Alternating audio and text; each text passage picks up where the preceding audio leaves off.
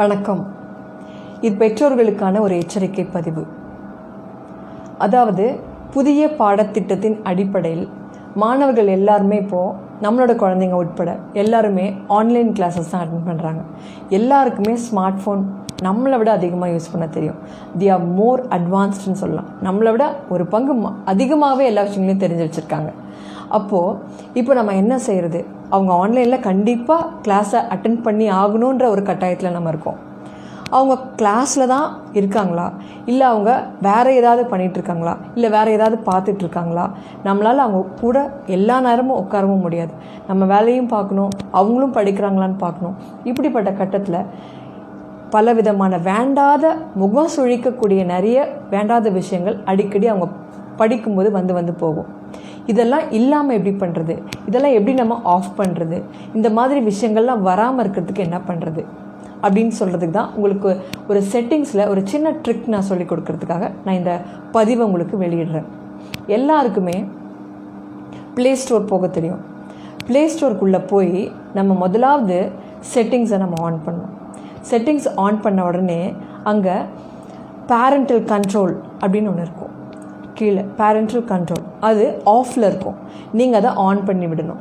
On பண்ணி விட்ட அடுத்த செகண்டு உங்களுக்கு க்ரியேட் கண்டென்ட் அப்படின்னு சொல்லிட்டு ஒரு பின் ஒன்று உருவாக்க கேட்கும். பின் 4 டிஜிட் ஒரு பின் உருவாக்கணும். அது எனி நம்பர்ஸ், உங்களுக்கு ஞாபகம் இருக்கக்கூடிய ஒரு நம்பர். அதை நீங்கள் என்ன பண்ணணும், போட்ட உடனே மறுபடி கன்ஃபார்ம் அப்படி பண்ண கேட்கும். கன்ஃபார்ம் பாஸ்வேர்டு அப்படின்னு கேட்கும். பண்ண உடனே நீங்கள் பண்ணிவிட்டு ஓகே கொடுத்துருங்க. ஓகே கொடுத்த உடனே அங்கே மேலே 3 ஆப்ஷன்ஸ் வரும். ஆப்ஸ் அண்ட் கேம்ஸ் ஒன்று வரும், நெக்ஸ்ட் மூவிஸ்னு ஒன்று வரும், அடுத்தது கீழே மியூசிக்னு வரும். அது நீங்கள் டச் பண்ணிங்கன்னா மேலே ஆப்ஸ் அண்ட் கேம்ஸ்ன்னு கொடுத்தீங்கன்னா அதில் 12 ரேட்டட் 12ன்னு ஒன்று இருக்கும். அதை நீங்கள் டிக் கொடுத்துக்கோங்க. 12 வயசு, அந்த 12 வயசு அதுக்கு மட்டும் நீங்கள் என்ன பண்ணுங்கள், டிக் கொடுத்துக்கோங்க. அடுத்தது மூவிஸ்னு ஒன்று டச் பண்ணிங்கன்னா அதில் நீங்கள் யூ அப்படின்றத நீங்கள் என்ன பண்ணுங்கள், டச் பண்ணுங்கள். அதுக்கப்புறம் மியூசிக் ஒன்று வேண்டாம், விட்டுட்டு கீழே நீங்கள் என்ன பண்ணுங்கள், சேவ் அப்படின்னு கொடுத்துருங்க. சேவ் கொடுத்தோன்னே அது 1 or 2 டைம்ஸ் சேவ்னு கேட்கும். சேவ் பண்ணோன்னா அது சேவ் ஆகிடும். மறுபடி இந்த மாதிரி வேண்டாத விஷயங்கள் வரவே வராது. சேவ் பண்ணதுக்கப்புறம் சேவ் ஆகிடும். நெக்ஸ்ட் நம்ம வெளியே வந்துடுறோம். வெளியே வந்துட்டு யூடியூப்குள்ளே போகிறோம். யூடியூப்குள்ளே போனால் நம்மளோட இந்த ஃபோட்டோ, ப்ரொஃபைல் ஃபோட்டோ இருக்கும் பார்த்தீங்களா, அதை டச் பண்ணிங்கன்னா நம்மளோட செட்டிங்ஸ்னு ஒன்று வரும்.